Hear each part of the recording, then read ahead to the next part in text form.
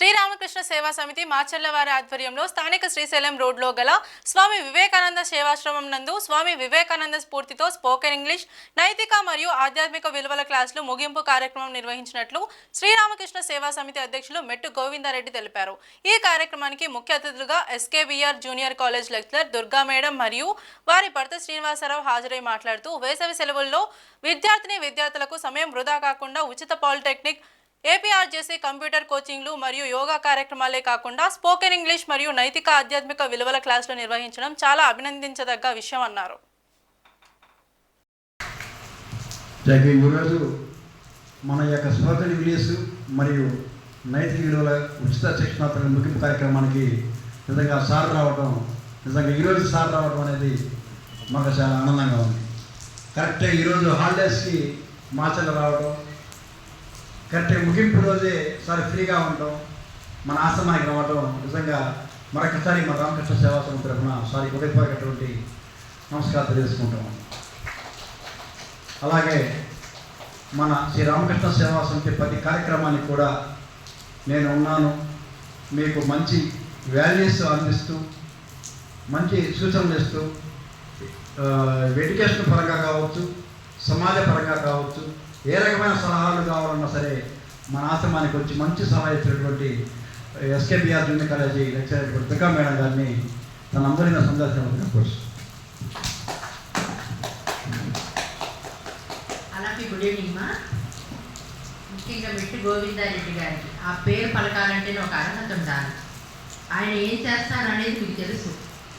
ఈ మాచర్ల మండలంలో ఎక్కడైతే అనాథలు అని ఫీల్ అయ్యే వృద్ధులు ఎవరైతే ఉన్నారో వాళ్ళ చోటకి వెళ్ళి వాళ్ళకి కావలసిన మధ్యాహ్నం సాయంత్రం భోజనం అందించి ఎట్టి అది ఎండ కానీ వర్షం కానీ చలికాలం కానీ ఎట్టి పరిస్థితుల్లో మధ్యాహ్నం సాయంత్రం వాళ్ళు ఉన్న చోటకి వెళ్ళి వాళ్ళకి కడుపు నిండా భోజనం పెట్టి తర్వాత ఆ ఇంటికి వచ్చి ఎంత రైతులైనా అప్పుడు ఇంటికి వెళ్ళి ఆ భోజనం చేయడమే తప్ప వాళ్ళకి భోజనం అనేది లేకుండా ఒక్క రోజు కూడా గడపలేదు. మరి అది ఎలా సాధ్యమవుతుందో అనేది కష్టం. ఆయనకి కుటుంబం ఉంది, ఆయనకి కొన్ని సమస్యలు ఉంటాయి, పిల్లలు, తన భవిష్యత్తు, డెవలప్మెంట్ అన్నీ ఉంటాయి. కానీ వాటన్నిటితో పాటు మానవ సేవ అక్కడ మీరు రాశారు చూడండి ఒకసారి. వృద్ధులు, వికలాంగులు, అంధులు, వితంతువులు వీరు ఎవరు? ప్రత్యక్ష దైవాలు అని ఎవరన్నారు? స్వామి వివేకానంద అన్నారు. ఆ మాటని ఈయన అమల్లో పెడుతున్నారు ప్రతి ఒక్కరిని చూసుకుంటూ. స్టూడెంట్స్ 10th క్లాస్ ఫెయిల్ అవుతారమ్మా, ఆయనకేంటి ఫెయిల్ అయిన పిల్లల్ని పిలిపించి క్లాసులు చెప్పిస్తున్నారు. ఇంటర్మీడియట్ తర్వాత పిల్లలు ఏం చేయాలి, ఎంసెట్ వైపు వెళ్ళాలంటే ఎంసెట్ కోచింగ్ ఇప్పిస్తున్నారు. పిల్లలు ఎవరు చదువుకోవాలి, ఎడ్యుకేషన్ ఎవరు ఇబ్బంది పడుతున్నారంటే వాళ్ళకి వెనకాలని సపోర్ట్ మేము ఉన్నామని ధైర్యాన్ని ఇస్తున్నారు. బేసిక్ స్పోకెన్ ఇంగ్లీష్ రావాలని చెప్పి స్పోకెన్ ఇంగ్లీష్ ఇప్పుడు క్లాసులు మొదలుపెట్టారు. వీటిని ఉపయోగించుకొని చాలా మంది సక్సెస్ అవ్వచ్చు. అందుకు అన్ని విధాలు మేము సపోర్ట్ చేస్తాం, ఖచ్చితంగా సపోర్ట్ చేస్తాం. ఎందుకంటే మేము చేస్తే గవర్నమెంట్ కాలేజీలో. కానీ వాళ్ళు ఎంత నేర్పిస్తున్నారు, మీరు ఇక్కడికి వచ్చి ఏం నేర్చుకుంటున్నారు ఒక్కసారి ఆలోచించండి. ఇంట్లో పేరెంట్స్ ఎంతో కష్టపడి చదివిస్తున్నారు మిమ్మల్ని. వాళ్ళు డబ్బులు ఎవరి చెట్టుకు కాస్తున్నాయా? వాళ్ళు బయట ఎక్కడో ఉద్యోగాలు చేసి పొలాలకు వెళ్ళి కొంతమంది పేరెంట్స్ కూలీ పనులు చేసి ఇంటికి తీసుకొచ్చి పిల్లల చదువులకి డబ్బులు ఖర్చు పెట్టి వాళ్ళు కూడా తిండి మార్చుకొని కూడా పేరెంట్స్కి డబ్బులు, పిల్లల ఎడ్యుకేషన్ కోసం చదివే డబ్బులు దాస్తున్నారు. కొంతమంది మ్యాక్సిమం ఆచార్యలో మిడిల్ క్లాస్ ఫ్యామిలీస్ ఎక్కువ ఉన్నాయి. మనమేమి హై ఫ్యామిలీస్ కాదు, చిరంజీవి ఫ్యామిలీ, అమితాబ్ బచ్చన్ ఫ్యామిలీ, మనం ఏం చేసినది చెడ్డుపాటేది అనుకునేది లేదు. మనం కష్టపడి చదువుకొని మన ఉద్యోగం మనం సంపాదించుకోగలిగితే మన కష్టాన్ని, మన చదువుకి, మన ఉద్యోగానికి కారణం మన పేరెంట్స్కి మనం ఏమైనా చేయగలుగుతాం. ఇప్పుడు రోజున ప్రతి ఒక్కరి దగ్గర సెల్ ఫోన్ చూస్తున్నాం. మీరు ఇంటికి వెళ్ళి సెల్ ఫోన్ చూస్తారా? నిజం మాట్లాడుతున్నాం, సెల్ ఫోన్ చూస్తారా? కానీ పేరెంట్స్ కూడా సెల్ ఫోన్ చూస్తారు కదా. పేరెంట్స్ సెల్ ఫోన్ చూస్తారు కదా. పేరెంట్స్ సెల్ ఫోన్ చూస్తానికి మీరు సెల్ ఫోన్ చూస్తానికి ఏంటి తేడా?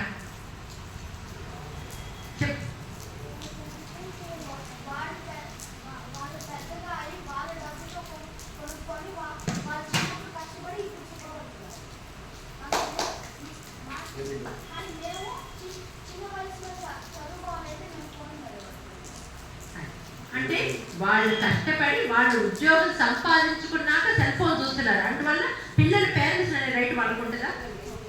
అలాగే పేరెంట్స్ ఏనాడైనా మీ ఇష్టాన్ని కాదంటారా?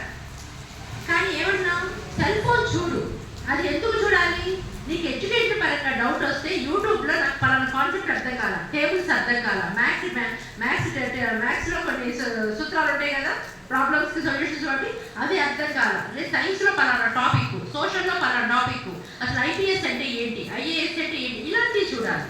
కానీ మనం ఏం చూస్తాం? ఎక్కువ గేమ్స్ ఛానల్స్ ఇవి చూస్తాం. ఇవి చూడటం వల్ల మనకు జీవితంలో 1% అని మన లైఫ్లో సక్సెస్ అవుతాను. ఇలాంటివి చూడటం వల్ల అదే నువ్వు రోజుకి ఒక 5 జనరల్ నాలెడ్జ్ బిట్లు 5 కనుక నేర్చుకుంటే రోజుకి 5 కష్టమా? లేదు రోజుకు 2 బిట్లు. నువ్వు ఇప్పుడు 5th క్లాస్ అనుకో, 6th క్లాస్ అనుకో, రోజుకు 2 జీకే బిట్లు నేర్చుకో కొత్తగా. 1 ఇయర్లో ఎన్ని బిట్లు అవుతాయి? 600 అబౌవ్ అవుతాయి, 700 అబౌవ్ అవుతాయి. అదే నువ్వు కొన్నేళ్ల పాటు రోజుకు 2 బిట్లు నేర్చుకోవడం కష్టమా? అవి కొన్ని 10th క్లాస్ వచ్చే లోపల నేర్చుకుంటే నీ నాలెడ్జ్ ఎంత గెయిన్ అయింది. నువ్వు ఈజీగా పోస్ట్ ఎడ్యుకేషన్ సంబంధించి నువ్వు ఏ ఎంసెట్ ట్రస్ట్ రాయి, అందులో నీకు సీటు కంఫర్ట్ ఖచ్చితంగా ఉంటుంది. రోజు నువ్వు సెల్ ఫోన్ చూడు, కానీ రోజుకు 2 బిట్లు. ఈ రోజు నేను 2 బిట్లు నేర్చుకున్నాను నాకు తెలియనివి అని రోజుకు 2 కొత్త బిట్లు నేర్చుకో. జనరల్ నాలెడ్జ్ మన స్టేట్లో, మన ఇండియాలోని ఈ మధ్య చాలా పరిస్థితులు వచ్చినాయి. ఇండియా పాకిస్తాన్ వార్ కావచ్చు, క్రికెట్ కావచ్చు, క్రికెట్ స్పోర్ట్స్లో బిట్లు వస్తాయి. మన ప్రధానమంత్రి దగ్గర నుంచి ఎన్ని ప్రాబ్లమ్స్ ఇండియా ఫేస్ చేస్తుంది. అసలు పాకిస్తాన్ ఎవరు, జమ్మూలోనే ఎందుకు మన ఇన్సిడెంట్ జరిగింది, పహల్గామ్లో ఎందుకు జరిగింది, ఇలాంటి జనరల్ నాలెడ్జ్ ఒక స్టోరీ కానీ చెప్తారు యూట్యూబ్లో. అలాంటివన్నీ వింటున్నారు. అసలు ఇండియాకి పాకిస్తాన్కి ఏంటి సార్ గొడవ, ఎందుకు గొడవ అవుతుంది, అసలు పాకిస్తాన్ ఏంటి, అది ఒక దేశమా, రాష్ట్రమా, ప్రాంతం ఏంటి మీకు తెలుసా యూఎస్కి? అదే మీ సెల్ ఫోన్ ఉన్నప్పుడు ఇండియా పాకిస్తాన్ వార్ అనుకుంటే వాట్ ఈస్ పాకిస్తాన్ అనుకుంటే అది సెల్ ఫోనే చెప్తుంది. అప్పుడు ఆ కాన్సెప్ట్ మీ పేరెంట్స్తో డిస్కస్ చేయండి. అమ్మ పాకిస్తాన్, అప్పుడు మీ పేరెంట్స్ అమ్మ పాకిస్తాన్ అంటే ఇది, నాన్న పాకిస్తాన్ అంటే ఇది.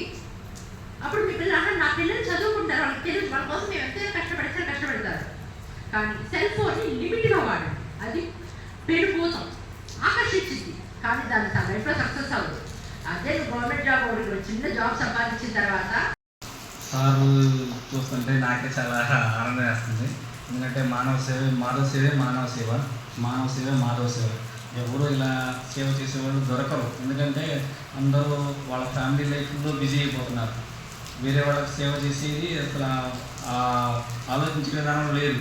ఫ్యామిలీ, పిల్లలు, వాళ్ళ జీవితం గడపడానికి సమయం సరిపోవట్లేదు.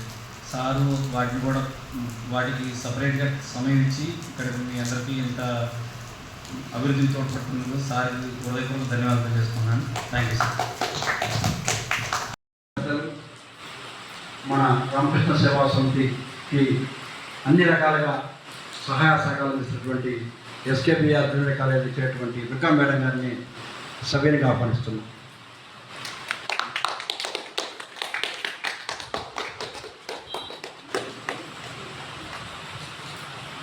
అలాగనే మన దుర్గా మేడం గారి యొక్క హస్బెండ్ అయినటువంటి